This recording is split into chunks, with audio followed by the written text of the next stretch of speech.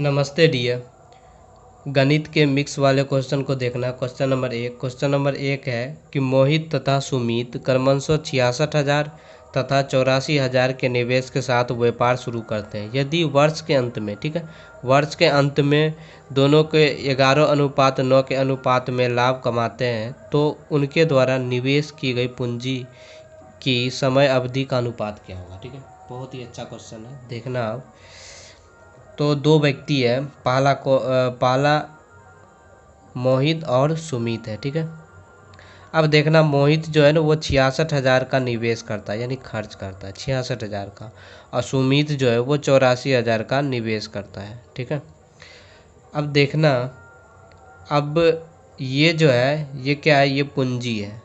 ठीक है, आपका ये क्या है, पूंजी है। ठीक है, अब देखना कह रहा है कि यदि वर्ष के अंत में 11:9 के अनुपात में दोनों को लाभ मिलता है। ठीक है, अब मुझे ये नहीं पता कि 66,000 यानी मोहित ने 66,000 रुपये जो कितने टाइम के लिए लगाया और सुमित कितने टाइम के लिए लगाया वो नहीं पता, तो हम उसको मान ले, उसको समय हमको नहीं पता।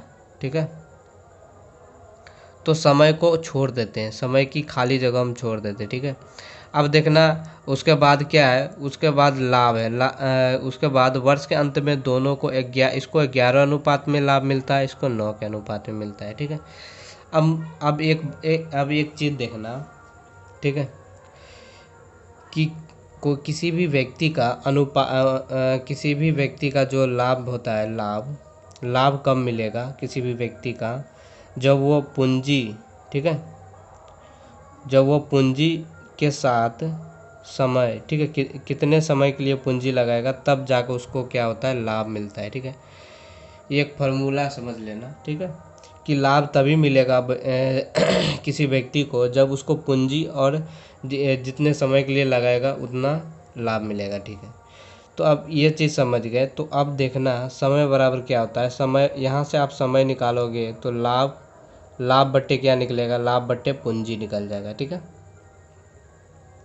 लाभ बट्टे पूंजी निकल गया। ठीक है, तो बस वही करना है इसको भी। ठीक है, तो समय का निकालना है। यहाँ पे क्या पूछ रहा है, समय की अवधि। ठीक है, तो समय की अवधि पूछ रहा है, तो समय जो है समय बराबर क्या करना है, तो समय बराबर लाभ बट्टे पूंजी है। ठीक है, तो लाभ जो है 11 का अनुपात में है, किसका, मोहित का। ठीक है, और उसने पूंजी कितना लगाया, 66,000, तो 66,000 लिख देते हैं। ठीक है, यह किसका हो गया, ये मोहित का हो गया।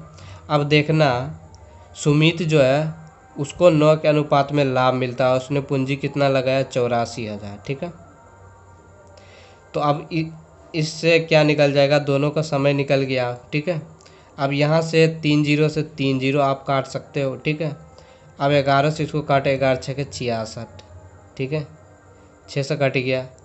फिर यहाँ से अगर 3 से काटोगे तो 3 तिया 9, और इसको 3 से काटोगे तो ये 28 तिया 84। ठीक है, तो ये आ गया।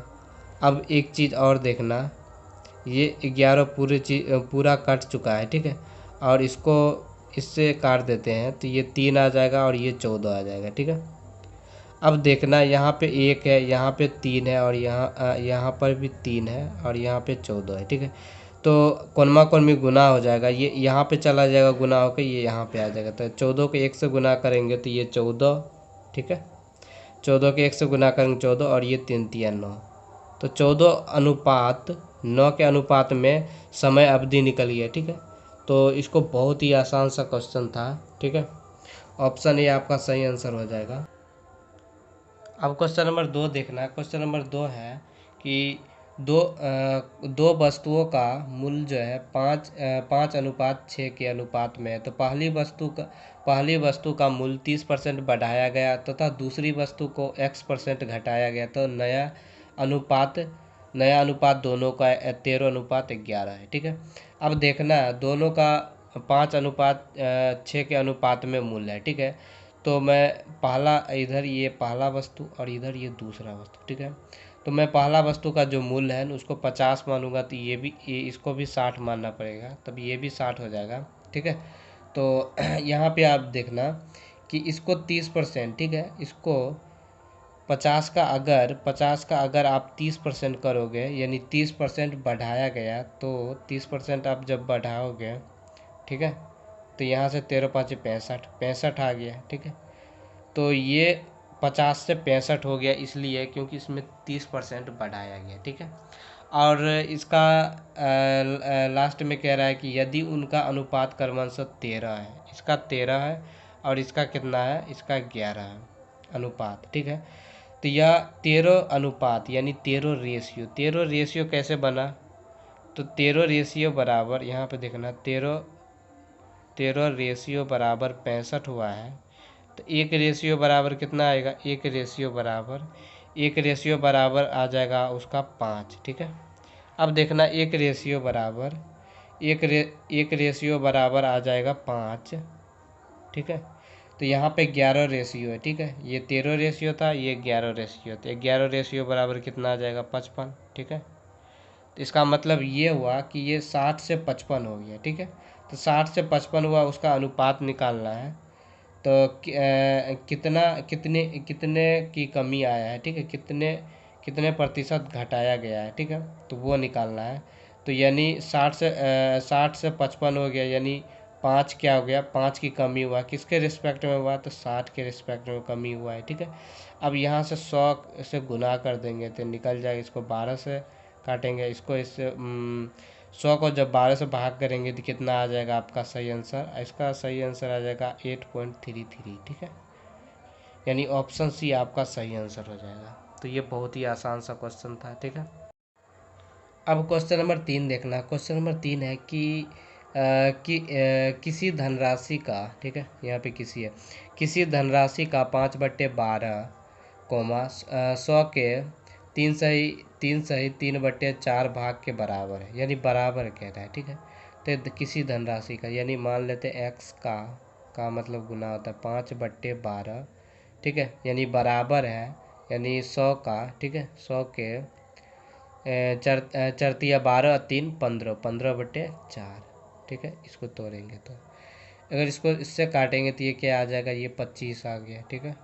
अब इसको 5 से काटेंगे तो ये 5×5 = 25, 5 आया, तो ये 15×5 ये x/12, ये 15×5 = 75, ठीक है। तो x का वैल्यू कैसे निकलेगा, यानी 75 को 12 से गुना करना है, ठीक है। इसको 2 भाग में कर दो, 6×2, ठीक है।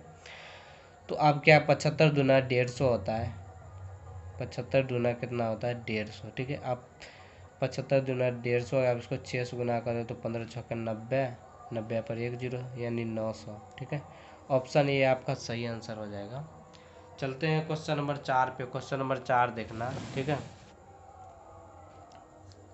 क्वेश्चन नंबर 4 है कि यदि एक घन का विकर्ण कितना है, घन का विकर्ण 3√3 हो, तो इस घन के कुल पृष्ठ क्षेत्रफल क्या होगा, ठीक है। अब देखना कि एक घन है, ठीक है, जिसका विकर्ण कितना है, तो घन का विकर्ण क्या होता है,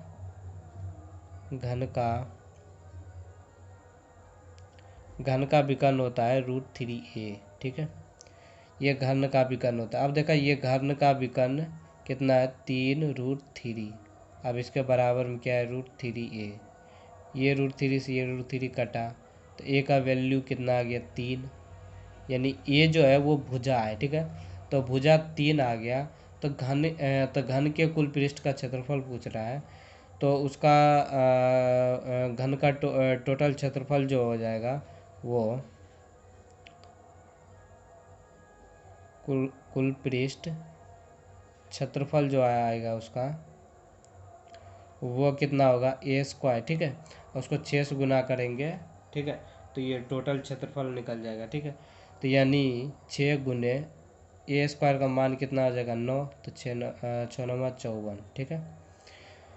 तो 54 सेंटीमीटर स्क्वायर क्या आ जाएगा इसका क्षेत्रफल, यानी कुल पृष्ठ का विकर्ण घन का, ठीक है। तो ऑप्शन ए आपका सही आंसर हो जाएगा।